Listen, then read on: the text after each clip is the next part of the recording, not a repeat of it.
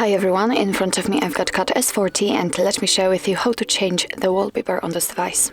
So first of all, let's enter the settings, and here we have to scroll down a little bit and tap on the display. Now let's enter the wallpaper section, and as you can see here we've got 4 or actually 3 different albums from which you can choose the wallpaper from. So we've got the gallery and Google Photos, and it is actually the same section, so here you've got your own photos, but you can also pick something from the live wallpapers or regular wallpapers which are defaultly installed on this device. And I will pick this section, so let me tap on it. Let's enter.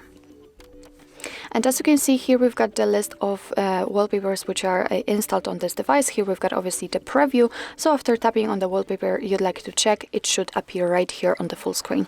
So if you're happy with your choice, if you'd like to set this wallpaper, all you have to do is to simply tap on the stick icon in the left upper corner. And as you can see, we just got back to the list of albums. So let's go to the home screen, and as you can see, the wallpaper has been applied successfully.